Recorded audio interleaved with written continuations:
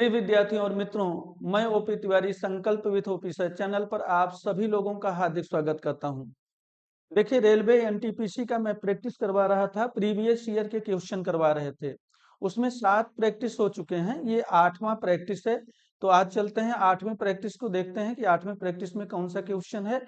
ये एवरेज है। देखिए, चैप्टर आपका क्या है, एवरेज।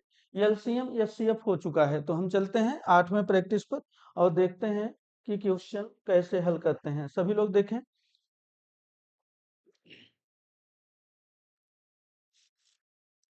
हाँ, देखिए, पहला क्वेश्चन है। पहला क्वेश्चन बहुत ही आसान है। क्या दिया गया है? कह रहा है 1973556428 का औसत ज्ञात कीजिए। एवरेज पूछ रहा है, औसत। आप सभी लोग जानते हैं कि औसत क्या होता है। सभी लोग देखें, औसत जब मुझे निकालना होगा, एवरेज निकालना होगा, तो जो संख्याएं दी गई हों, जो पद दिए गए हैं, सभी पदों का योगफल, ध्यान से देखिएगा, सभी पदों का योगफल करेंगे। योगफल और अपान करेंगे पदों की संख्या। पदों की संख्या से भाग देंगे। पदों की संख्या से भाग देंगे। अब देखिए, यहाँ पर कुल पद कितने हैं? आप देखिए, हम 1 को 9 को अगर जोड़ दिया तो 10 हो गया। 7 3 को जोड़ा तब भी 10। 5 5 को जोड़ा 10। 6 4 जोड़ा 10 और 8 2 10, सभी में 10 10 हो रहे हैं।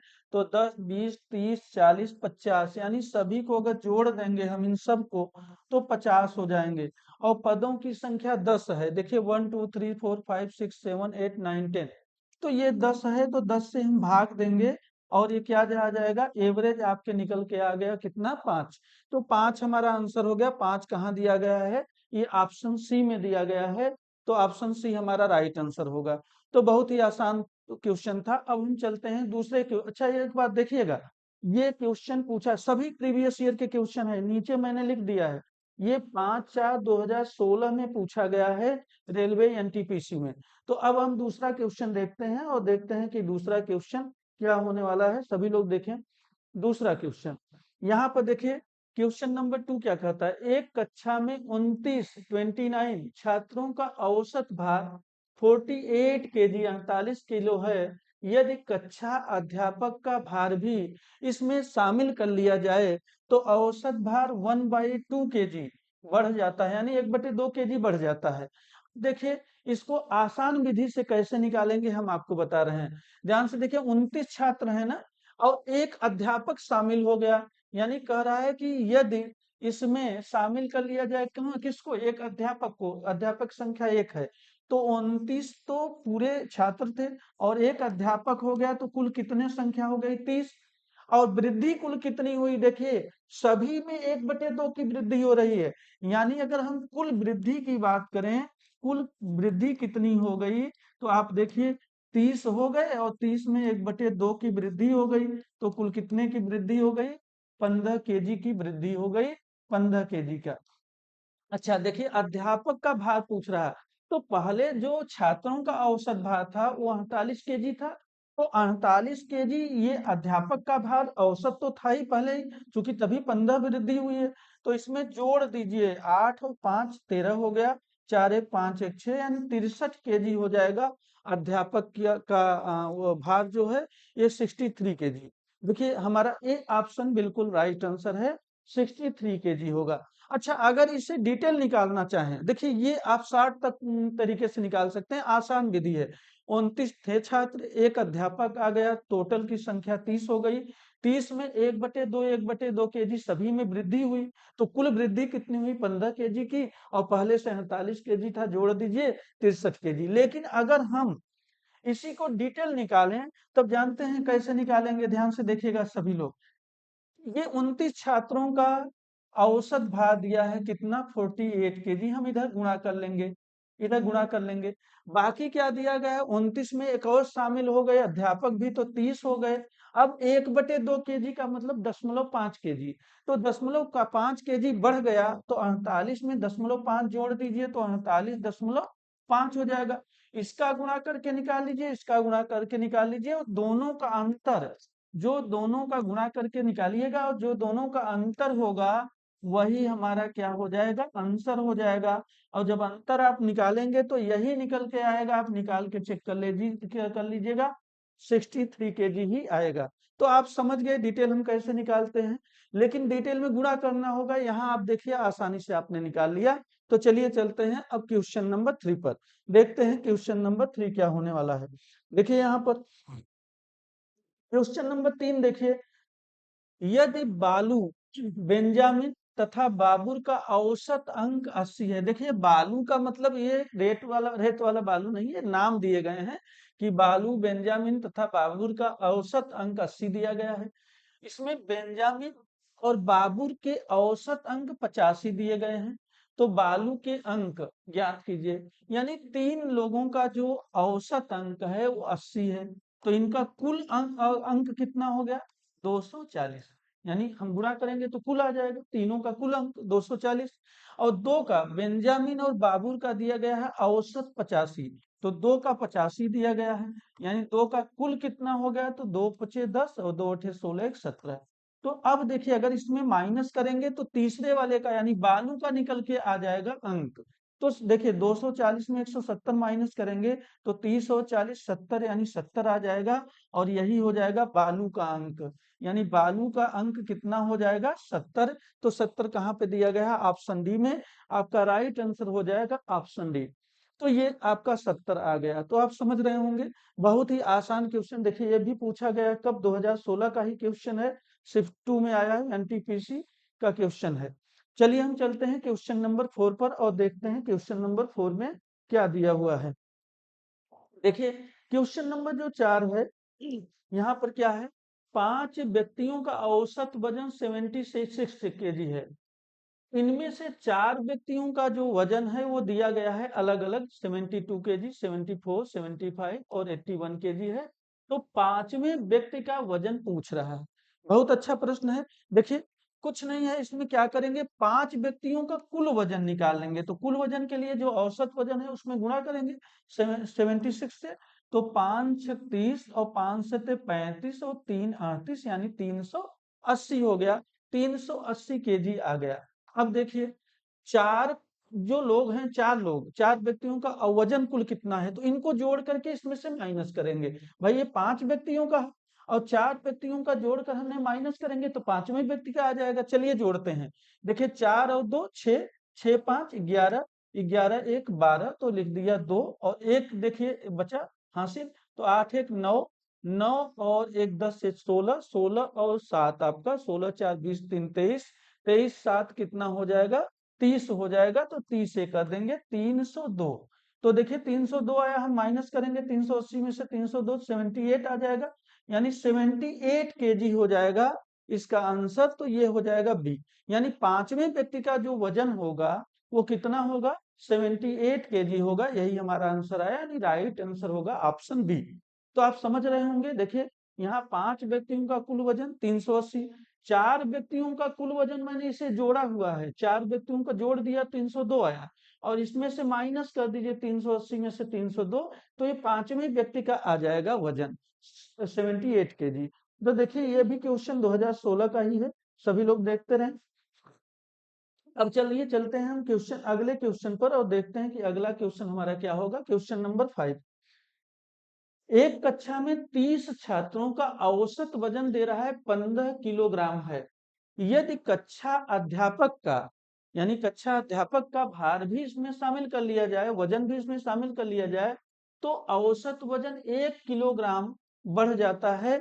कक्षा के अध्यापक का वजन किलोग्राम में बताइए। देखिए एक क्वेश्चन मैंने ऐसे लगवा चुका हूं, ऐसा दूसरा क्वेश्चन शायद था। तो देखिए यह भी उसी टाइप का क्वेश्चन है, यानी यहाँ पे 30 छात्रों का औसत वजन दे रहा है 15 किलोग्राम, यानी 30 छात्रों का औसत वजन दे रहा है कितना, 15 किलोग्राम। ध्यान से देखिएगा, और कह रहा है एक छात्र, यानी एक अध्यापक और आ गया। तो अध्यापक जब एक और आया तो 31 हो गए टोटल, और इसमें वृद्धि कितनी हुई, एक एक की, तो कुल वृद्धि कितनी हो गई, 31, एक का गुणा करिए, कुल वृद्धि हो गई 31 का, तो यही जोड़ दीजिए तो 5 1 6 3 1 4 यानी 46 केजी होगा। जो अध्यापक था उसका भार कितना होगा? 46 केजी। यानी पहला वाला ऑप्शन बिल्कुल राइट आंसर है। ध्यान से फिर से देखिए, मैं अभी डिटेल भी बता दे रहा हूँ। 30 जो छात्र थे उनका औसत वजन 15 केजी था। 15 केजी जब एक और अध्यापक आ गए तो पूरा कितने हो गए? 30 और अध्यापक को जोड़ दिया तो 31 हो गया। तो 31 मैंने अध्यापक और छात्र मिलाकर 31 हो गई संख्या। और सभी में 1-1 किलो की वृद्धि हुई। भाई 15 की जो किलो जो औसत था वो तो इनका भी औसत था, लेकिन 1-1 की वृद्धि हो गई, यानी इनकी उम्र, इनका वजन ज्यादा था। तो कितने की वृद्धि हुई मैंने निकाला, 31 में 1 का गुणा करिए तो 31, कुल वृद्धि 31 हो गया। इनको जोड़ दीजिए पहले वाले में तो 46 केजी हो जाएगा। हम डिटेल अगर निकालेंगे तो मैंने आपको डिटेल भी बताया है कैसे निकालेंगे। ध्यान से देखिए, अगर 30 छात्र हैं, औसत वजन है कितना? 15 किलोग्राम। हम गुणा करेंगे 15 तिया 45, 450 हो गया। अब देखिए दूसरी बात क्या कर रहा है, अध्यापक शामिल हो गए, यानी 30 छात्र थे, एक अध्यापक आ गए तो 31 हो गया। औसत वजन पहले 15 था तो एक की वृद्धि हो गई यानी 16 हो गया। अब इसका गुणा कर देंगे, देखिए 16 एकम 16 और 16 तिया 48, 49। आप इसको माइनस इन दोनों का अंतर निकाल, देखिए 496 450 यानी 6 हो जाएगा अंतर, 9 में से 5 गए 4। और देखिए 46 केजी आ गया, अंतर हमने निकाल लिया, कितना आ गया? 46 केजी। और यही हमारा आंसर है। यानी ध्यान से देखिए, आप इस तरह से डिटेल भी निकाल सकते हैं, ये भी आसान है। जैसे आपको अच्छा लगे, दोनों आसान है, दोनों विधियां आसान है, तो चाहे जैसे निकाल लीजिए। चलिए जो आपको ज्यादा समझ में आए। तो चलिए देखिए, ये क्वेश्चन हो गया। अब हम चलते हैं अगले प्रश्न पर और देखते हैं कि अगला प्रश्न क्या होने वाला है। क्वेश्चन नंबर 6 देखिए, कह रहा है 12 के प्रथम 20 गुणजों का औसत बताइए। देखिए गुणज का मतलब गुणकों कहे या गुणजों कहे या मल्टीपल कहे, देखिए ध्यान से देखिए, इसका मतलब होता है मल्टीपल। यानी यहाँ पे देखिए हम मल्टीपल की बात कर रहे हैं, यानी गुणज। यानी गुणज क्या होता है, मल्टीपल क्या होता है? देखिए जैसे 12 के प्रथम 20 गुणज, यानी शुरुआत से 12 का गुणा 1 में करिए, फिर 12 का गुणा 2 में करिए, 12 का गुणा 3 में करिए। ध्यान से देखिए 12 का गुणा 3 में, ऐसे ही 12 का गुणा 20 में, 20 गुणज यानी 12 का गुणा 20 में करना है, ये गुणज होता है। तो 12 एकम 12 हो गया, 12 दूना 24 हो गया, 12 तीन 36 हो गया। इसी प्रकार 12 दूना 24 यानी 240 हो गया। यानी कि जो 12 का प्रथम 20 गुणज होगा उसमें पहली संख्या होगी 12 और अंतिम संख्या होगी 240। तो ध्यान से देखिए, औसत पूछ रहा है। जब भी कैसे ऐसे समांतर श्रेणी का, यानी जिनमें समान अंतर हो, देखिए 12 24 में 12 का अंतर, फिर 24 36 में 12 का अंतर, 12 का गुणज है तो 12 12 का ही अंतर होगा। तो इसलिए जब इसका औसत निकालना हो तो बहुत ही आसान है, कुछ नहीं करना है। अगर समांतर क्रम में है, समांतर क्रम में है तो पहली संख्या यानी 12 हो जाएगा, अंतिम संख्या यानी 240 और अपान कर दीजिए 2। ध्यान से सुनिएगा, प्रथम पद और अंतिम पद अपान 2 हो जाएगा, क्या? ये औसत हो जाएगा। तो 12 में 240 जोड़ेंगे तो 252 हो जाएगा, और बटे 2 करेंगे तो देखिए कैंसिल करेंगे तो हो जाएगा 126, और 126 ही आपका आंसर आ जाएगा। औसत हो जाएगा 126। अच्छा देखिए, ये आपका सी आंसर हो गया, सी आंसर हो जाएगा 126 आपका राइट आंसर होगा। अब यहाँ पे हम चलते हैं क्वेश्चन नंबर 7। आप समझ गए होंगे क्वेश्चन नंबर 6, तो चलते हैं क्वेश्चन नंबर 7 को और देखते हैं क्वेश्चन नंबर 7 क्या दिया हुआ है। सभी लोग देखें, क्वेश्चन नंबर 7 में देखिए, 9 के प्रथम 30 गुणकों का औसत क्या होगा। 9 के पूछ रहा है कि 9 के प्रथम 30 गुणजों, मैंने अभी अभी बताया आपको, हम गुणज बोले, गुणक बोले या मल्टीपल बोले एक ही बात है। तो 20 गुणजों का औसत यानी किसका? 12 के अच्छा ये तो हो गया था, सॉरी, दूसरा क्वेश्चन है। आगे बढ़ते हैं, कहाँ से, हाँ 9 के प्रथम 30। देखिए ये क्वेश्चन है, 9 के प्रथम 30 गुणजों का औसत बताइए।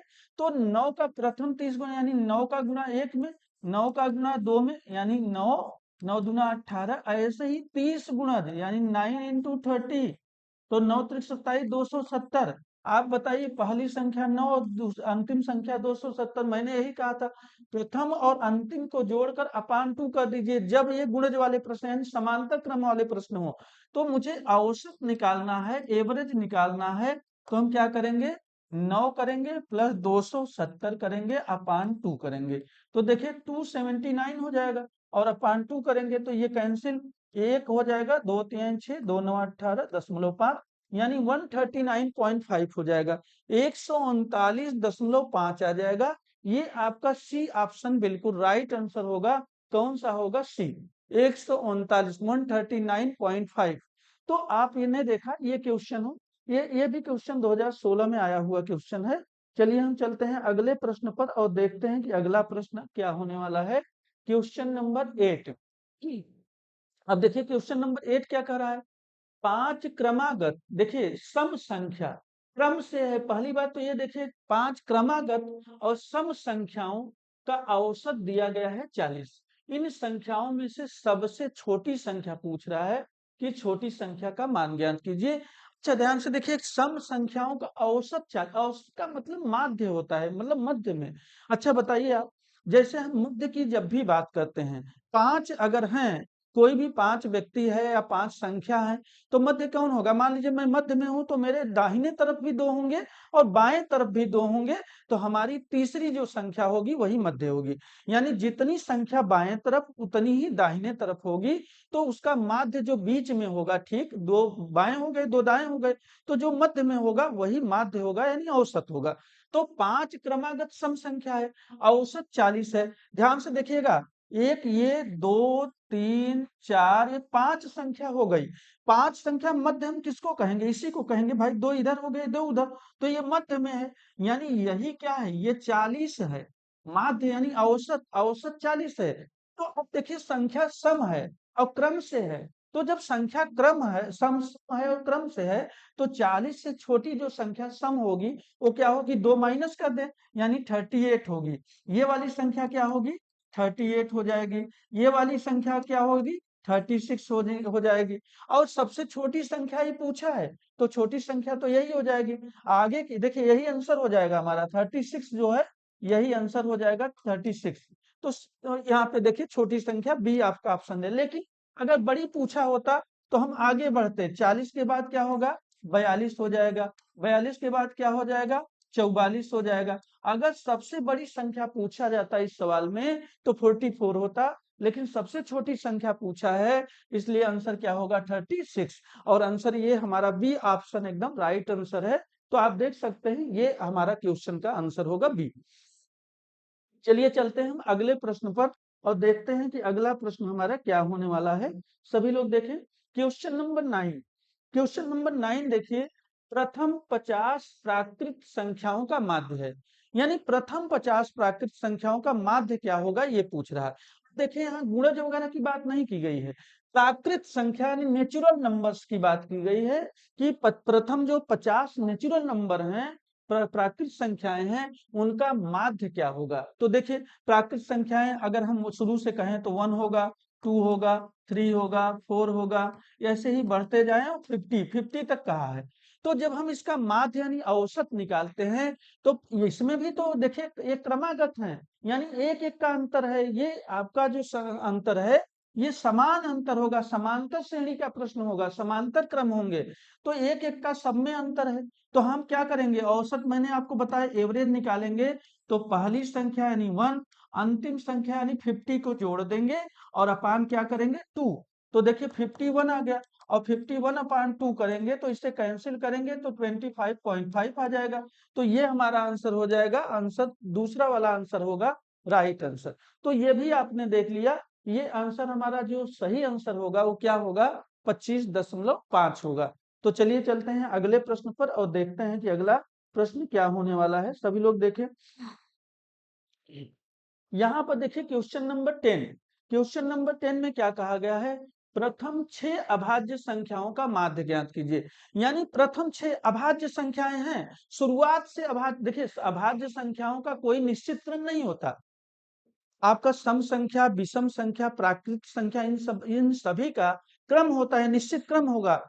लेकिन भाज्य और अभाज्य का निश्चित क्रम नहीं होता, तो इसको हम लिखेंगे। प्रथम 6 अभाज्य संख्या है, तो पहली अभाज्य संख्या क्या होती है? 2, फिर 3, फिर क्या होगा? 5, फिर देखिए 7 होगा, फिर क्या होगा? फिर 11 होगा, फिर 13 होगा। तो 1 2 3 4 5 6, 6 हो गए, तो 11 और 13। तो देखिए इनको जोड़ लेंगे, का माध्य ज्ञान के जोड़ करके हम 6 से भाग देंगे। तो चलिए जोड़ते हैं सभी को। अगर हमने इनको जोड़ लिया तो देखिए 3 2 5 5 10 और 10 7 17, 17 1 18, 10 28, 28 29 30 और 10 40 41 हो जाएगा। 41 में 6 का हम भाग दे देंगे। अब 6 का भाग देने के बाद देखिए क्या, अच्छा क्या बोला, हाँ तो यही तो है। देखिए ऐसे दिया भी है, दस अगर भाग दे के दशमलव में लिखता तो मैं दशमलव लिखता, लेकिन यहाँ आंसर ही ऐसे आया है 41/6, तो यही हमारा आंसर हो गया 41/6। देखिए यहाँ ये योगफल है,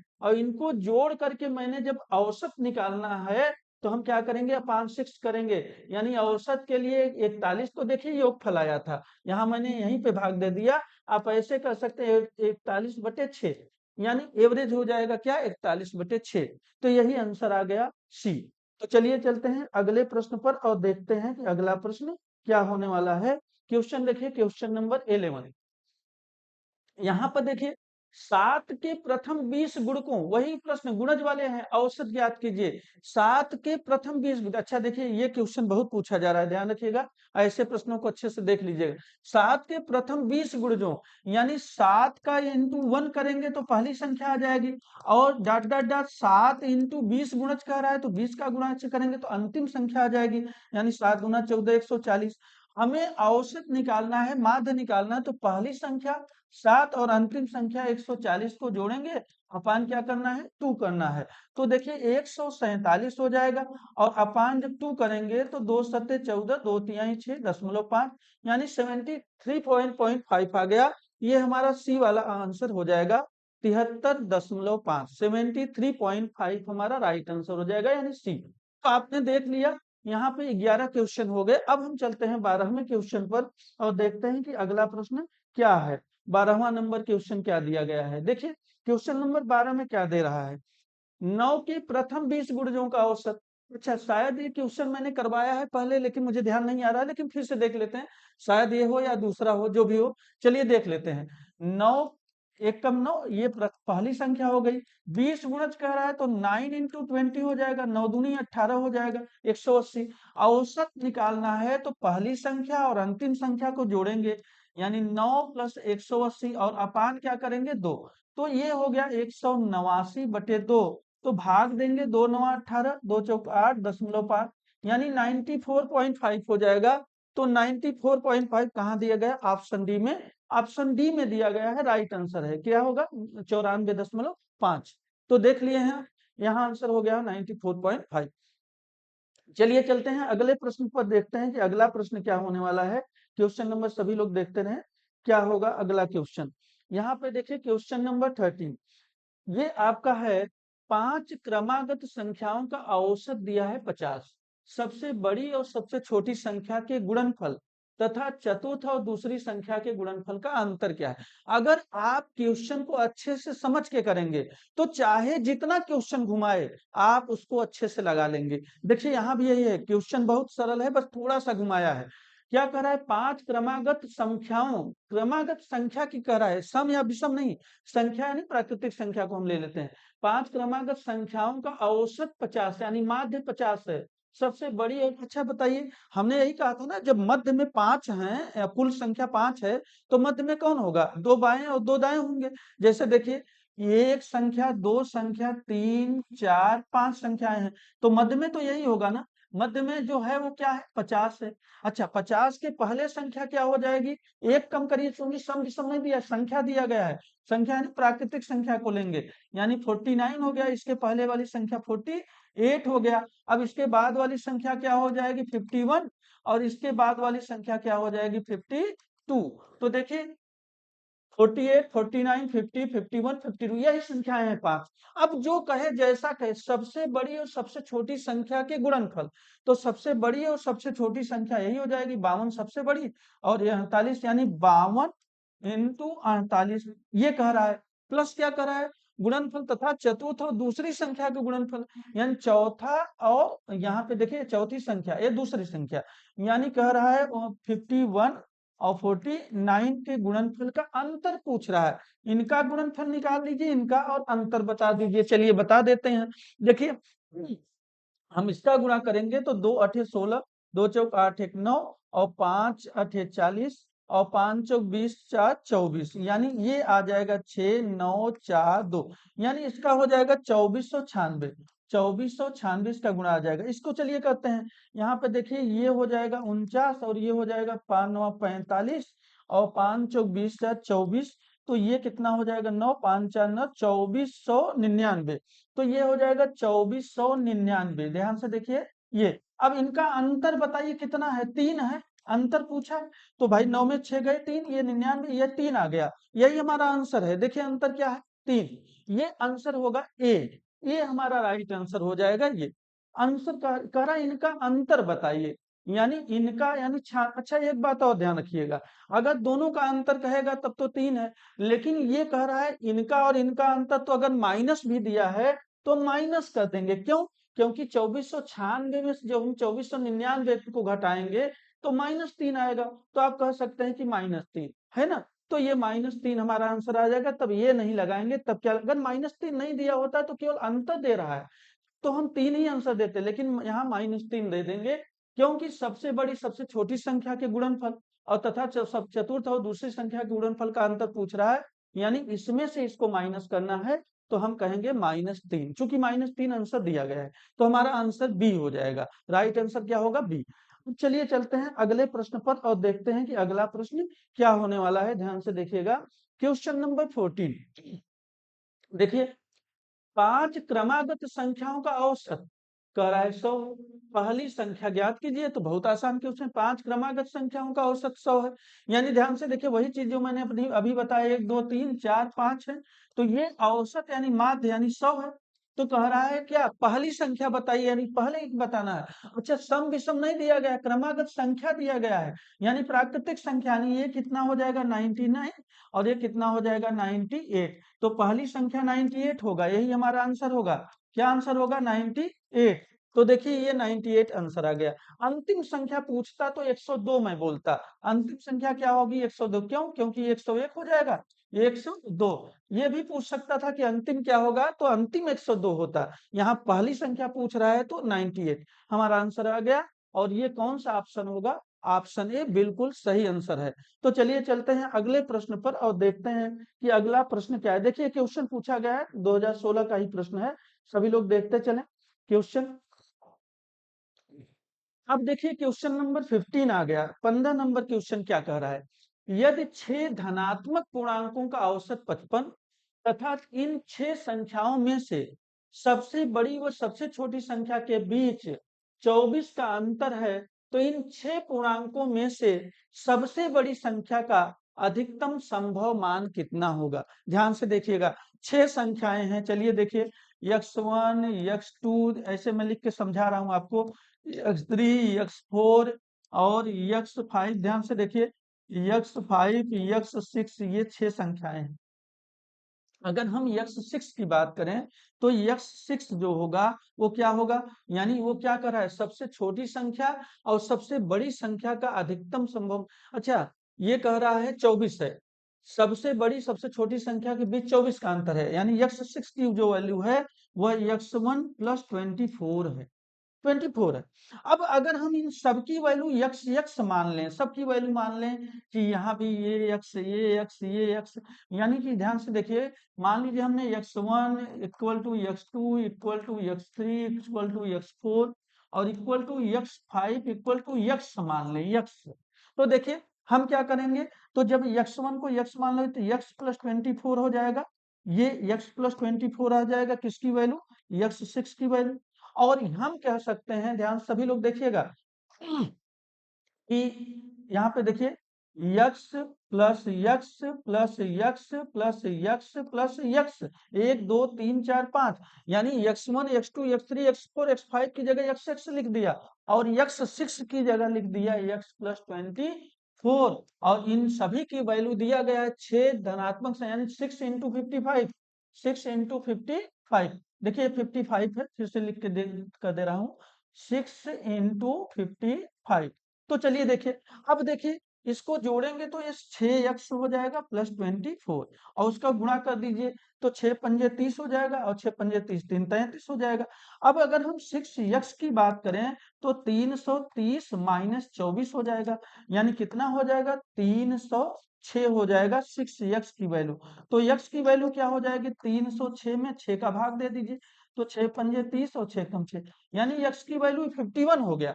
लेकिन पूछा क्या है, सबसे बड़ी संख्या का अधिकतम मान, तो सबसे बड़ी संख्या तो x, ये x 6 होगा, यानी x प्लस 24 होगा। तो x की वैल्यू कितना आ गया, 51 प्लस 24, तो जोड़ दीजिए 4 1 5 और 5 2 7, यानी 75। तो 75 आंसर हो जाएगा, दूसरा वाला आंसर हमारा राइट आंसर हो जाएगा। तो ध्यान से देखिएगा, यहाँ 75 आंसर हो जाएगा। सबसे बड़ी संख्या का अधिकतम संभव मान इतना ही हो सकता है, 75। तो आपने देखा ये क्वेश्चन हमने हल किया, इसको अच्छे से देख लीजिएगा। चलिए चलते हैं हम दूसरे नंबर पर, इसके अगले क्वेश्चन पर, क्वेश्चन नंबर 16 यानी क्वेश्चन नंबर 16 पे हम चलते हैं और देखते हैं कि वो क्वेश्चन क्या है। सभी लोग देखें, क्वेश्चन नंबर 16 क्या पूछा है, देखिए इसमें क्या दिया गया है। कह रहा है 10 संख्याओं का औसत 35 है, एवं प्रत्येक संख्या को 2 से बढ़ा दिया जाए तो संख्याओं के नए समुच्चय का औसत क्या हो? इसको तो आंसर बिना पेन उठाए आपको बताना है, क्योंकि कुछ नहीं है, ये तो केवल मानसिक स्थिति जान रहा है, बाकी कुछ हल ही नहीं करना है। भाई औसत 35 दे रहा है, और सभी में अगर 2 बढ़ाया गया तो औसत ही 2 बढ़ाना, तो 35 है और सब में 2 बढ़ाया नहीं, औसत 2 की वृद्धि हो गई तो औसत 37 हो गया जी। तो 37 हो गया, बस कुछ करना ही नहीं, 37। भाई 35 था, औसत 35 है, और 2 की सब में वृद्धि हुई, उसका मतलब औसत 2 की वृद्धि हुई, तो औसत 2 की वृद्धि हुई तो 35 और 2 37 हो गया।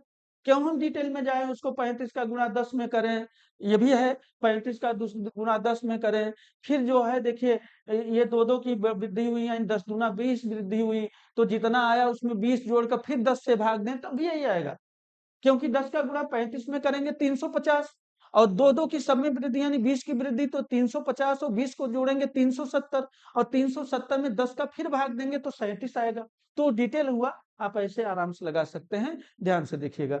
चलिए चलते हैं क्वेश्चन नंबर 17 पर। देखिए ये भी 2016 का question, question number 17, 17 number question पे हम चलते हैं और देखते हैं कि क्वेश्चन क्या होने वाला है। देखिए क्वेश्चन नंबर 17 क्या कह रहा है, 35 परीक्षणों के परिणामों का औसत कह रहा है 21 है, पहले 17 परिणामों का औसत 19 तथा अंतिम 17 परिणामों का औसत 22 है, तो 18वें परिणाम परीक्षा के परिणाम का मान क्या है। ऐसा प्रश्न जब भी आए, यानी पूरे का दे और फिर अलग अलग दे और एक का पूछे, तो आप बहुत अच्छे से समझिएगा, जो 35 परीक्षणों का औसत दे रहा है 21, इसको गुणा करिए कि 35 का कुल कितना होगा, 35 इंटू 21 हो गया। और दूसरे स्टेप में ध्यान से देखिए, ये तो पहला स्टेप है, यहाँ पे हमने गुणा कर दिया। दूसरा क्या है, दूसरा जो अलग अलग दे उसको जोड़ लीजिए, यानी देखिए 17 परिणामों का औसत कर रहा है, 17 का 19 है औसत, तो गुणा किया, प्लस फिर अगले 17 का जो है वो कितना है, 22 है। इन दोनों का गुणा करके दोनों का अंतर निकाल दिया करिए, कुछ भी सवाल पूछे आपका सही होगा। अच्छा देखिए 17 हम यहाँ कॉमन लेंगे, 19 प्लस 22 कर देते हैं तो आसान हो जाएगा, बाकी अलग अलग गुणा करके भी जोड़ सकते हैं। तो देखिए 17 किया, इंटू किया, अच्छा 19 और 22 यानी 9 2 11, और 2 1 3 1 4, तो 41 हो गया। इसका गुणा करते हैं, देखिए 35 से कम 35 हो गया, 35 दूना 70 और 3 73, ये 735 हो गया। इसका गुणा करते हैं, 17 एक कम 17 हो गया, 17 चौका 68, 68 और एक जो है 69 हो गया, 697 जोड़ लेते हैं, 3 इधर 35 इधर, अंतर देखिए इनको जोड़ लिया 697, अब इनका अंतर निकालेंगे, तो ये 3 होगा और ये 35 तो कितना हो गया 38, अंतर हो जाएगा 38, 38, इनका अंतर मैंने निकाल लिया, अंतर निकाल लिया कितना होगा 38, और यही हमारा आंसर हो जाएगा 38, यानी जो 18वां परीक्षण होगा वो हमारा 38 होगा। ध्यान रखिएगा, ऐसे प्रश्न कई प्रकार से बनते हैं इस वाले में, तो आप हमेशा ध्यान रखिएगा पूरे का एक में करिए, अलग अलग जो दिया गया हो उसको जोड़ कर मतलब गुणा करके जोड़ लीजिए, और इन दोनों का अंतर निकाल लिया करिए, हमारा आपका हमेशा आंसर आ जाएगा राइट आंसर। तो जो 18वां परीक्षण होगा उसका आंसर क्या होगा 38 होगा, यहाँ पर आपका कौन सा आंसर दिया गया है, सी ऑप्शन दिया गया है। तो सी ऑप्शन आपका राइट आंसर हो गया। तो चलिए चलते हैं क्वेश्चन नंबर 18 पर और देखते हैं कि क्वेश्चन नंबर 18 में क्या कहा गया है। ध्यान से देखिए क्वेश्चन नंबर 18, 45 परिणामों का औसत 23 है, उनमें पहले 22 का औसत 18 और अंतिम 22 का औसत 21 है। 23 में परिणाम का मान क्या होगा? वही चीजें हैं, देखिए उसी प्रकार का क्वेश्चन है। 45 का दे रहा है कितना? 23, हमने कर लिया। चलिए एक तो ये अभी कर लेंगे गुणा। और फिर क्या कर रहा है कि उनमें से 22 का औसत 18, यानी 22 का हो गया 18 और प्लस अगले 22 का 21 है, तो 22 इंटू 21 कर दे, जो अलग अलग दिया गया है उसको कर लिया। देखिए अब इसका अगर गुणा करेंगे हम, तो चलिए गुणा कर लेते हैं। यानी 45 और 23 का गुणा जब हम करेंगे तो 3 पचे 15, 3 चौक 12, 1 13 और 2 पचे 10, 2 चौक 8, 1 9, यानी जोड़ लेंगे तो 5 3 9 1 10, ये 1035 हो जाएगा, 1035 हो जाएगा। इसका गुणा देखिए, इसमें 22 कॉमन हो जाएगा तो ले लिया, 18 और प्लस 21 कर लिया। तो देखिए 22 और इंटू 8 1 9 और 2 1 3, 39 का गुणा कर लेंगे तो ये कितना हो जाएगा? देखिए भाई 39 और 22 का गुणा हम करेंगे, 2 9 18, 2 3 6 1 7 और फिर वही हो जाएगा 8 7, यानी ये 8 हो जाएगा, 8 7 15 और 7 1 858, ये हो जाएगा 858। इन दोनों का अंतर जो होगा वही हमारा आंसर होगा, अंतर। तो यही तो आपसे बताया था, जो अंतर होगा वही आंसर होगा। चलिए देखिए 15 में से 8 गए 7, ये बचा 2, तो 12 में से 5 गए कितना हो जाएगा? 7, और ये बचा 9 में से 8 गए 1, यानी 177, 177। और 177 हमारा आंसर कहाँ पे दिया गया है? ऑप्शन है सी, यानी राइट आंसर है सी 177। तो जो 23वां परिणाम है उसका मान क्या होगा? 177 होगा। ध्यान रखिएगा, पहले मैंने क्या किया, टोटल जो 45 परिणाम थे उनका जो औसत था 23, उसका गुणा किया, यानी कुल कितना होगा 45 का टोटल, तो 1035। अब अलग अलग 22 और 22 का दिया गया तो 22 इधर 22 इधर, 44 परिणाम, तो 44 का कितना है? 858। तो ये 45 का परिणाम है, 44 का है, तो इसमें से इसको जब घटा देंगे, दोनों का अंतर निकालेंगे तो 177 आएगा और यही हमारा आंसर होगा। तो चलिए चलते हैं अगले प्रश्न पर और देखते हैं कि अगला प्रश्न क्या है। देखिए अगला प्रश्न देखिए, तीन संख्याएं दी गई हैं, दूसरी संख्या 3 गुना है पहली संख्या का और तीसरी संख्या 2 गुना है दूसरी संख्या का। यदि उनका औसत 70 है तो तीनों में से सबसे छोटी संख्या ज्ञात कीजिए। बहुत ही आसान प्रश्न है, लेकिन समझना पड़ेगा। जब भी ऐसा प्रश्न आया, नहीं तीन संख्याएं हैं, पहली संख्या मान लिया यक्स, पहली संख्या कितना मान लिया? यक्स।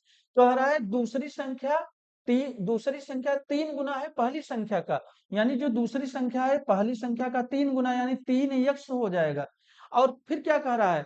कह रहा है और तीसरी संख्या 2 गुना है दूसरी संख्या का, यानी दूसरी संख्या का 2 गुना, तो 3 दूनी 6 यक्स है ये वाली संख्या।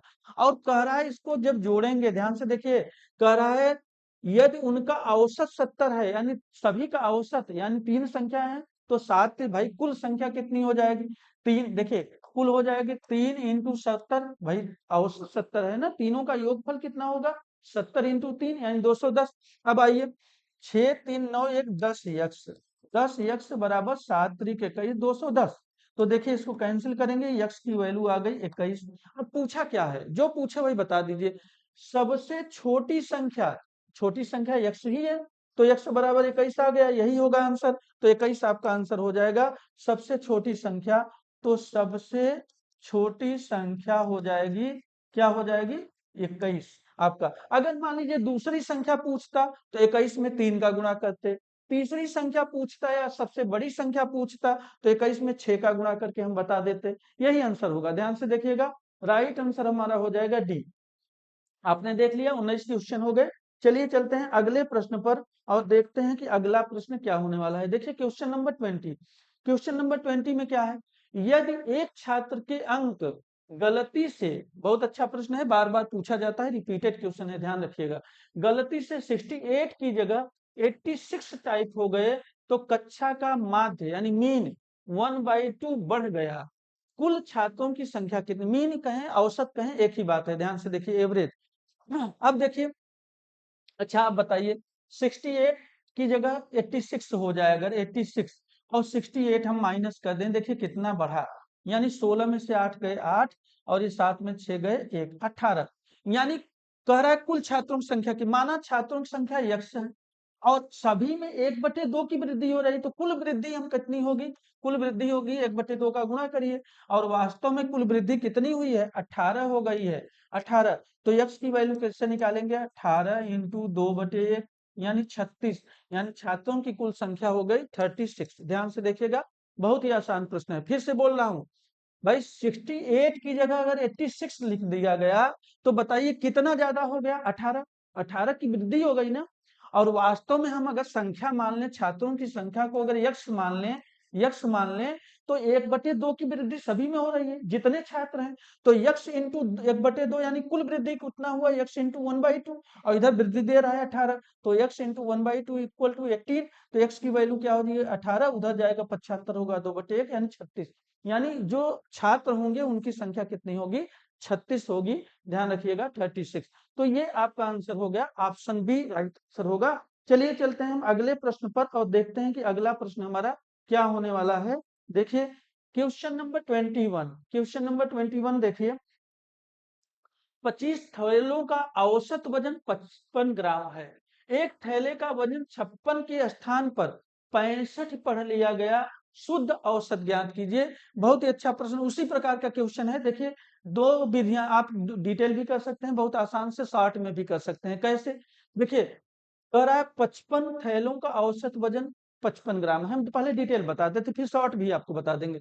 25 का जो औसत वजन है वो 55 है, तो कुल कितना वजन है 25 का, तो 55 का गुणा कर दीजिए आप। देखिए 25 पंजे 125 यानी 12 हाथ से लगा, 25 पंजे 125 और 10 135 और 2 137, 1375 हो गया टोटल। कह रहा एक थैले का वजन 56 के स्थान पर 65 लिख लिया गया था, यानी 65, अगर 56 की जगह 65 लिख दिया गया तो कितना ज्यादा लिखा गया, 65 में से हम घटा दें तो देखिए 15 में 6 गए 9, ये यानी 9 ज्यादा लिखा गया था। लिखना था क्या, लिखना था 56, लिख दिया 65, ज्यादा लिख दिया था इसमें 9, तो 9 कम कर देना जी, तो 15 में से 9 चला जाएगा तो क्या होगा 6, और ये हो जाएगा 6, यानी 1366। अब 1366 है, अब कह रहा है शुद्ध औसत ज्ञात कीजिए। तो अब 1366 में अगर आप 25 का भाग देंगे, तो देखिए मैं डिटेल बता रहा हूँ, 60 में बता दूंगा और आसान। तो देखिए 25 पंजे 125 हो गया, 6 में 5 गए 1, 3 में 2 गए 6, और 25 चौका हो जाएगा 100, और ये 16 आ गया, दशमलव करेंगे जीरो करेंगे। अब 25 छक्का 150 हो जाएगा 150, अब ये 10 आ जाएगा, फिर जीरो उतारेंगे, फिर 25 चौका 100 हो जाएगा, और ये कैंसिल हो जाएगा। यानी आपका जो आंसर आ जाएगा वो 54.64 हो जाएगा शुद्ध औसत। तो ये हमारा आंसर क्या हो गया, राइट आंसर हो गया सी, राइट आंसर हमारा हो जाएगा सी। चलिए चलते हैं, इसको अगर हम 60 में लगाएं तो कैसे होगा 60 में। तो देखिए यहाँ पे 60 में हम बताने जा रहे हैं, पहले इसको अच्छे से देख लीजिएगा सभी लोग, और हम अब दूसरे तरीके से बताने जा रहे हैं 60 में। देखिए आप समझिए, 56 की जगह जो 56 है उसकी तरह जगह क्या लिख दिया गया था, 65 लिख दिया गया था। यानी ज्यादा कितना लिखा गया था, हम यही 65 माइनस 56 करेंगे तो 9 आएगा। तो देखिए ये ज्यादा कितना है, इससे 9 ज्यादा है, तो 9 ज्यादा है, यानी ज्यादा कितना है 9, 9 में 25 का एवरेज निकाल लीजिए ना। तो देखिए 25 से अगर भाग देंगे तो दशमलव ले जाएंगे, तो 25 तिया 75 हो जाएगा, और 15 आ जाएगा, 25 छक्का 10 यानी 0.36 आएगा। यही 0.36 ज्यादा है भाई, 55 kg जो औसत है इसमें 0.36 ज्यादा है, तो 0.36 हम माइनस कर दें आसानी से, इससे भी आ जाएगा। 10 में 6 गए 4, 9 में 3 गए 6, और ये बचे 4, 54.6 kg हो जाएगा औसत। तो हमारा राइट आंसर हो जाएगा सी। तो चाहे हम उस तरह से लगाएं डिटेल में, और चाहे ऐसे आसानी से लगा लें, तो दोनों विधियां हमने आपको बता दिया। चलिए चलते हैं अगले प्रश्न पर और देखते हैं कि अगला प्रश्न क्या होने वाला है। क्वेश्चन नंबर 22 देखिए, राम की वर्तमान उम्र उसके पुत्र की वर्तमान उम्र की चौगुनी है, 5 वर्ष पश्चात राम की उम्र उसके पुत्र की उम्र उस समय की उम्र की तिगुनी हो जाएगी, उनकी वर्तमान उम्र क्या होगी। बहुत अच्छा प्रश्न है, देखिए आसान है, अच्छा है लेकिन आसान है। देखिए कैसे लगाएंगे, बहुत आसान तरीका बता रहे हैं जिससे आप कभी भ्रमित न होइए। ध्यान से देखिए, राम की उम्र हमने आर कर लिया, राम यानी आर, आर की उम्र, राम की उम्र, उसके पुत्र ध्यान से, राम की वर्तमान उम्र उसके पुत्र की उम्र की चौगुनी है, यानी पुत्र की पी यानी पुत्र की 4 गुनी है। ये है, ये मुझे मिल गया इक्वेशन पहला। अब जो कहे पहले लिख लिया करिए, 5 वर्ष पश्चात राम की उम्र, यानी राम 5 वर्ष बाद राम देखिए r प्लस 5 क्या होगा, कर राम की उम्र उसके पुत्र की उम्र की उस समय की उम्र की तिगुनी हो जाएगी, यानी पुत्र भी 5 वर्ष ज्यादा होगा ना उस समय, 5 वर्ष बाद की बात कह रहा है, 3 गुनी हो जाएगी। ये दूसरा, तो चलिए इसको हल कर लेते हैं। r प्लस 5 और यहाँ पे देखिए 3p और प्लस 15 हो जाएगा। अब देखिए r की वैल्यू दिया गया 4p, तो यहाँ r की वैल्यू लिख दीजिए, यहाँ पे r की वैल्यू क्या है 4p, तो 4p plus 5 equal to 3p plus 15, बस हो गया। देखिए 4p माइनस 3p, यहाँ पे देखिए 4p minus 3p equal to 15 minus 5, 15 minus 5, यहाँ पे देखिए p इक्वल टू 10 हो जाएगा, तो p की वैल्यू कितनी आ गई 10, यानी पुत्र की उम्र क्या है 10 वर्ष वर्तमान में। तो आपको पूछ क्या, उनकी वर्तमान उम्र क्या है, यानी पिता और पुत्र दोनों की, पुत्र की तो 10 है, तो 10 है, और राम की देखिए 4 गुना है, तो 10 इंटू 4 तो कितना हो जाएगा 40। भाई आर की वैल्यू पी इंटू 4 दे रहा है ना, तो आर की वैल्यू 40, यानी पुत्र की राम की 40 और उसके पुत्र की 10, यानी 40 और 10, तो 40 और 10 जहां दिया गया वही आंसर होगा। देखिए बी आंसर हमारा राइट आंसर हो जाएगा, बी। बहुत ही आसान विधि से मैंने बताया, जो आप हर क्वेश्चन में अप्लाई कर सकते हैं, मैंने डिटेल बताया। हर क्वेश्चन में चाहे जितना क्वेश्चन घुमा के दे, लेकिन इक्वेशन बना के लगा लेंगे, कभी गलत ही आपका नहीं होगा। ये आपका आंसर आएगा, ये दूसरा इक्वेशन था, इसमें हमने इसका मान रख दिया, तो 40 और 10 आंसर हमारा हो गया, आप देख सकते हैं। चलिए चलते हैं इसके अगले प्रश्न पर और देखते हैं कि अगला प्रश्न क्या होने वाला है। क्वेश्चन देखिए सभी लोग, question number 23, question number 23, Surya अपने पुत्र से 25 वर्ष बड़ा है, 5 वर्ष बाद उसकी उम्र पुत्र की उम्र की दोगुनी हो जाएगी, वर्तमान से 3 वर्ष बाद सूर्या की उम्र क्या होगी। मैंने कहा कि ऐसे प्रश्न जब उम्र वाले आए तो आप इसमें क्या करेंगे, एकदम डिटेल, चाहे क्वेश्चन जितना घुमाए अगर इस विधि से लगाएंगे कभी भी आपका गलत ही नहीं गया। सूर्या अपने पुत्र से 25 वर्ष बड़ा है, यानी सूर्या अपने पुत्र, यानी पी लिख लिया, कितना बड़ा है 25 वर्ष बड़ा है। चलिए बन गया, एक इक्वेशन आपका बन गया। ठीक, अब देखिए 5 वर्ष बाद उसकी उम्र, यानी 5 वर्ष बाद, यानी यश प्लस 5 सूर्य का उम्र, उसकी पुत्र की उम्र की दोगुनी हो जाएगी, यानी पुत्र भी 5 वर्ष बाद कह रहा है ना, दुगुनी हो जाएगी 2।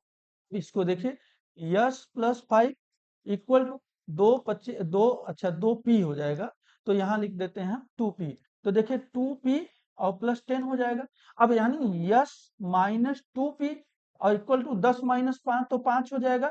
ये दूसरा इक्वेशन हो गया। अब देखिए यस की वैल्यू दिया गया p प्लस 25, तो इस यस की जगह हम p प्लस 25 लिख सकते हैं, तो p यहाँ पे देखिए, चलिए अब देखिए यहाँ पे लिख दिया p प्लस 25 यस की जगह, और माइनस 2p लिख दिया, और बराबर हो गया क्या 5।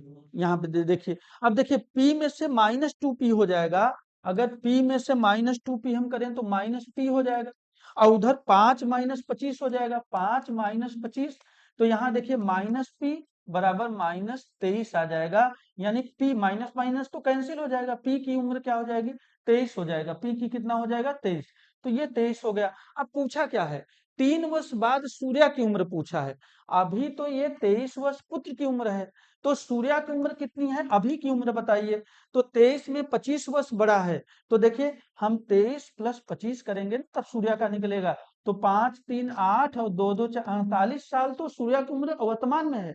3 वर्ष बाद कितना होगा, तो 3 जोड़ दीजिए, यानी कितना हो जाएगा 51 हो जाएगा, 51 ईयर हो जाएगा। ये 51 ईयर कहाँ पे है, अच्छा इसमें नहीं दिया गया, फिर से देख लेते हैं, वर्तमान से 3 वर्ष बाद सूर्य की उम्र क्या होगी। चलिए एक बार फिर मिला लेते हैं, आपको देख लेते हैं, नहीं तो सूर्य अपने पुत्र से 25 वर्ष बड़ा है, देखिए p प्लस 25 बिल्कुल सही। 5 वर्ष बाद उसकी उम्र पुत्र की उम्र की दुगुनी, देखिए यस प्लस 5 p प्लस 5 दो गुनी, तो यस प्लस 5 कर दिया 2p और ये हो गया 10, तो यस माइनस 2p हो गया, और इक्वल टू 10 माइनस 5 तो 5 हो गया, बिल्कुल सही है। अब यस की जगह हमने क्या लिखा p प्लस 25, p प्लस 25 और माइनस 2p हो गया, इक्वल टू 5 हो गया, ये भी सही है। अब देखिए यहाँ पे p माइनस 2p तो माइनस p हो गया, बिल्कुल सही। और 25 और 5 माइनस 25 हो गया। तो अच्छा यहाँ पे देखिए, सॉरी यहाँ पे थोड़ा सा, ये 23 नहीं है भाई, 5 माइनस 25 हुआ तो माइनस 20 हुआ। यहाँ पे थोड़ा सा गलती हुआ था, इसीलिए आंसर गलत। देखिए अब p की उम्र 20 है, 20 अब हम क्या करेंगे, इस 20 में 25 को जोड़ेंगे तो देखिए कितना हो जाएगा, 45 हो जाएगा। ध्यान से देखिएगा, 45 हो जाएगा, कुछ नहीं है, बस यही थोड़ा सा एक डिजिट हो गया था। तो यहाँ 45 आ जाएगा, और यहाँ पे देखिए 45 हो जाएगा, ये 45।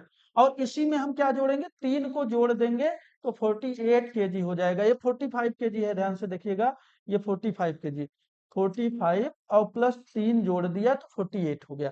तो 48 केजी होगा जी, ये डी ऑप्शन बिल्कुल सही है, 48। यहाँ पे देखिए 5 माइनस 25 करेंगे तो माइनस 20 ही हो जाएगा ना जी, यहाँ पे 23 हो गया था तो 20 होगा।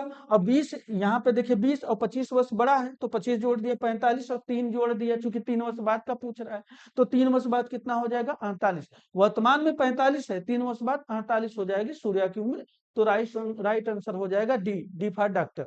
तो चलिए चलते हैं अगले प्रश्न पर और देखते हैं कि अगला प्रश्न क्या होने वाला है। क्वेश्चन नंबर 24 देखिए। अच्छा, एक कक्षा के 27 विद्यार्थियों 27 27 विद्यार्थियों का आयु जो है, औसत आयु 22 दिया गया है। यदि इसमें अध्यापक की आयु को भी शामिल कर लिया जाता है तो औसत एक बढ़ जाता है। तो अध्यापक की आयु ज्ञात कीजिए। ऐसा प्रश्न मैंने पहले भी एक दो क्वेश्चन करवाए हैं। चलिए देखिए, यानी इस तरह के क्वेश्चन खूब पूछे जाते हैं। ध्यान से देखिएगा, ये कैसे होगा, एक कक्षा के 27 विद्यार्थी, यानी 27 विद्यार्थी हैं प्लस एक अध्यापक भी शामिल हो गया तो इनकी संख्या 28 हो गई। 28 जो है, अब कुल वृद्धि की अगर हम बात करें, कुल वृद्धि कितनी हो गई, क्या उम्र में कुल वृद्धि, यानी आयु कह रहा है तो उम्र में कुल वृद्धि कितनी हो जाएगी भाई, 28 है, सभी में एक एक की वृद्धि हुई तो 28 की वृद्धि हुई ना। और पहले से औसत जो था वो 22 था, तो इसी 22 को जोड़ दीजिए, आ जाएगा आंसर। देखिए 8 2 10, 2 2 4 1 5, यानी 50 हो जाएगी, 50 ईयर हो जाएगी उनकी उम्र, जो अध्यापक की है उस अध्यापक की उम्र कितनी हो जाएगी, 50। आप डिटेल भी लगा सकते हैं, मैंने डिटेल बताया है कैसे लगाएं, 27 का 22 में गुणा करिए फिर, ठीक। चलिए बता देता हूँ एक बार फिर डिटेल ये तो हो गया आपका 60 में। एक बार डिटेल फिर देखिए, 27 विद्यार्थी हैं, 22 औसत उम्र है तो गुणा कर दीजिए। 27 विद्यार्थी में एक अध्यापक बढ़ गया, अब 28 हो गए, और औसत आयु में एक की वृद्धि हो गई, यानी 22 था तो अब 23 हो गए। इन दोनों का गुणा करेंगे, अंतर निकालेंगे, आंसर आ जाएगा। चलिए कर देते हैं आपको, ध्यान से देखिए, 2 सते 14 और 2 दूना 4 यानी 54 हो गया। और फिर यहाँ पे 54 यानी कितना आ जाएगा, 5 4 5, 594 ये आ जाएगा। अब इसका गुणा अगर हम करें तो देखिए 3 अठे 24 हो जाएगा, और 3 दूना 6 और 2 8 हो जाएगा, और 2 अठे 16, 2 दूना 4 1 5, यानी 4 8 6 14, 5 1 6, यानी 644 हो जाएगा। अब इसका अंतर निकाल दीजिए बस, ध्यान से देखिए, 4 में से 4 गए 0 हो गया, 14 में से 9 गया तो 5 हो जाएगा, और ये 5 बचेगा 0, यानी 50 आ गया। अंतर कितना आ गया, 50। तो हमने क्या कहा था, ऐसे गुणा कर लीजिए और दोनों का अंतर ना निकाल दीजिए तब भी आ जाएगा, ये डिटेल है। और बाकी आपको हमने 60 में भी बताया कि 27 विद्यार्थी थे, एक अध्यापक आ गया, यानी 28 हो गए टोटल। तो 28 में एक एक की वृद्धि हो गई, तो 28 इंटू 1 यानी कुल 28 की वृद्धि हो गई। 50 22 पहले से था, जोड़ा 50 हो गया। ऐसे आपका आसानी से एक लाइन में आ गया। तो आप ऐसे भी कर सकते हैं। चलिए चलते हैं अगले प्रश्न पर और देखते हैं कि अगला प्रश्न क्या होने वाला है। क्वेश्चन नंबर 25 देखिए, क्वेश्चन नंबर 25 क्या कर रहा है, एक कंपनी में 10 कर्मचारियों एक कंपनी में 10 कर्मचारियों में से प्रत्येक को 36,200 रुपए वेतन मिलता है, एवं 15 कर्मचारियों में से प्रत्येक को 33,550 रुपए वेतन मिलता है। कंपनी में कर्मचारियों का औसत वेतन क्या है, सभी कर्मचारियों का औसत वेतन पूछ रहा है। ध्यान से देखिए। अच्छा देखिए, 10 का कुल वेतन होगा, कितना हो जाएगा, 10 इंटू 36,200, 36,200 टोटल। देखिए 36 200 में एक जीरो बढ़ा दीजिए, टोटल आ गया। अब 15 कर्मचारियों का औसत वेतन जो है वो कितना है, 33,550, 33,550, यानी 33,550। इसका गुणा चलिए करते हैं, 15 ये जीरो हो गया, 15 पचे 75, यहाँ 7 और फिर 15 पचे 75, 5 80, 2 82, ये 8 हासिल हो गया। अच्छा 15 तिया 45, 45 और 5 50, 3 53, 3 हो गया 5, और फिर 15 तिया 45 और 45 और 5 50, ये हो गया 50। अब देखिए टोटल कितना है, जोड़ देते हैं। ध्यान से देखिए, जीरो, ये 5 हो गया, ये 2 हो गया, 3 2 5 हो गया, और ये 6 हो गया, 5 3 8 हो गया। ये जोड़ दिया हमने, 86 52 50।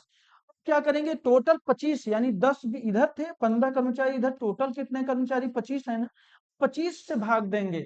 तो देखिए सभी लोग, अब यहाँ पे हम 25 से भाग, यानी 86 52 और 50, इसमें हम 25 का भाग देंगे। तो देखिए जो भी आ जाएगा वही हमारा आंसर होगा। चलिए देखते हैं, 25 तिया 75, यहाँ पे देखिए 1 8 में 7 गए ये।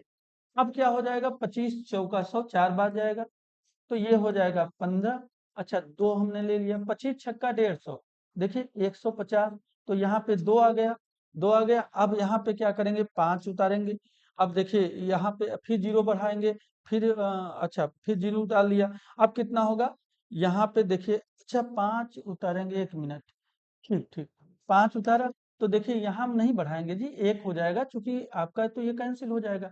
तो देखिए 25 छक्का 150, अब ये देखिए 25 एकम 25, ये कैंसिल हो गया, और जीरो आ गया यहाँ पर, देखिए तो जीरो आ गया, तो जीरो बढ़ा लीजिए, कैंसिल हो जाएगा, और ये आपका हो जाएगा कितना, ध्यान से देखिए, चला गया।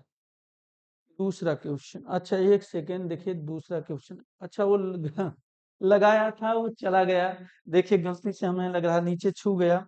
ध्यान से देखिए, परेशान मत होइए, मैं कोशिश करता हूँ वो फिर से आ जाए। कहाँ पे चला गया, क्वेश्चन नंबर 25। अच्छा वो दिख नहीं रहा है कि किधर से लिखा जाए,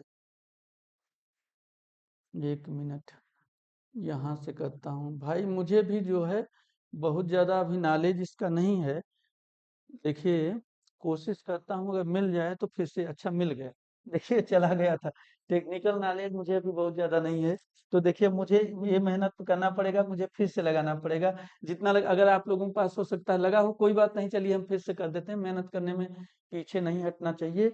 तो देखिए फिर से हम हल कर देते हैं, भूल गया हूँ क्या किया था, लेकिन देखिए 10 का टोटल कितना था जी, 36, 200 था, अगर टोटल निकालेंगे तो 36 200 में एक जीरो बढ़ा दीजिए, आ गया। अब 15 कर्मचारियों का कुल कितना हो जाएगा, देखिए औसत तो 33,550 है, 33,550 गुणा करते हैं, चलिए 15 का जीरो में, 15 पचे 75, है ना, 5 यहाँ पे 7, फिर 15 पचे 75, 75 और 5 80, 2 82, ये 8 हो गया। अब देखिए 15 तिया 45, 45 5 50, 3 53, 3 हो गया, तो यहाँ पे 3 लिखेंगे। अच्छा अब 5 यहाँ से लगा, देखिए फिर 15 तिया 45 और 5 50, यही था, है ना, तो जीरो हो गया, 5 हो गया, 2 हो गया, 3 2 5 हो गया, 6 हो गया, 5 3 यही था। अब देखिए मैंने कहा था कि ये 15 कर्मचारी है, 10 तो 25 कर्मचारी हैं, इसमें भाग देंगे, जो आएगा वही आंसर हो जाएगा, बाकी कुछ नहीं है जी। 86 52 50, 52 50, देखिए 25 का भाग दे दीजिए, तो 25 का जब भाग देंगे तो कितना जाएगा, जो देखिए 25 तिया 75 हो गया, ये आपका 6 में 5 गए, और ये का आ गया 15, 25 चौका 100 हो गया, तो ये 100 हो गया, ये 15 आ गया। अब देखिए ये 2 हो गया, तो 25 छक्का 150 हो जाएगा, 150। अब ये 2 आ गया, 5 उतारा, 25 एकम 25 हो जाएगा, ये कैंसिल हो गया, और जीरो उतारा, जीरो बढ़ा यहाँ पे, यही आंसर हो जाएगा, यहीं पे चला गया था। 34,610 देखिए कहाँ पे है, 34,610, ये पहला ऑप्शन ही है, 34,610, ये पहला ऑप्शन यही सही है, 34,610। तो जो औसत वेतन होगा वो क्या होगा, 34,610। अच्छा ध्यान रखिएगा, आज 25 क्वेश्चन थे, और सभी हमने 25 क्वेश्चन लगवा दिए हैं आपको। आरआरबी एनटीपीसी का प्रैक्टिस सेट चल रहा है। आप ये कह सकते हैं कि पिछले कई दिनों से मैं क्लास नहीं दे पाया हूँ, कई रीजन होते हैं, कुछ उसमें मेरी जो है तबीयत का भी था, थोड़ा सा स्वास्थ्य सही नहीं था, मैं चाहकर भी क्लास नहीं ले पाया हूँ।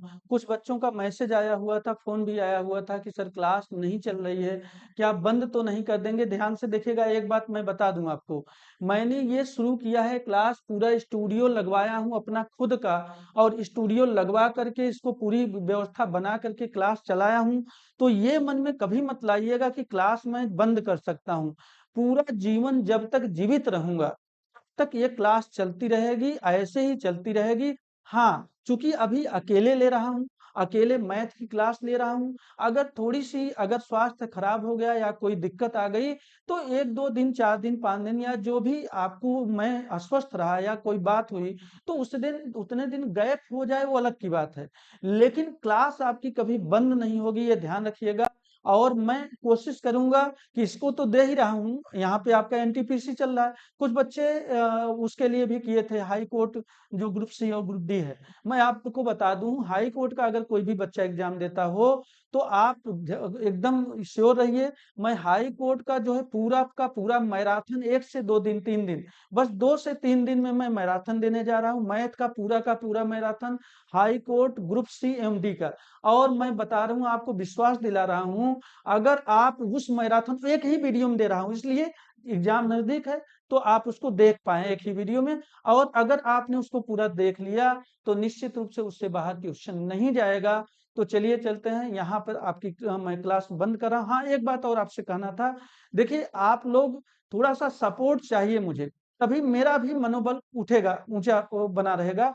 क्या कि आप लोग शेयर कर दिया करिए, उसपे कमेंट कर दिया करिए, तो मैं भी समझूँगा कि हाँ, आप देख रहे हैं, आपको कुछ अगर दिक्कत है या कुछ, जो भी कमेंट आपको अच्छा लग रहा है तो अच्छा, बुरा लग रहा है तो बुरा, जो भी कमेंट, कुछ कमेंट कर दिया करिए, और लाइक कर दिया करिए, सब्सक्राइब कर लीजिए, शेयर कर देंगे तो संख्या बढ़ेगी, तो मुझे भी अच्छा लगेगा और भी उत्साह होगा पढ़ाने का। तो चलिए चलते हैं, इसके साथ क्लास को ऑफ करते हैं। धन्यवाद।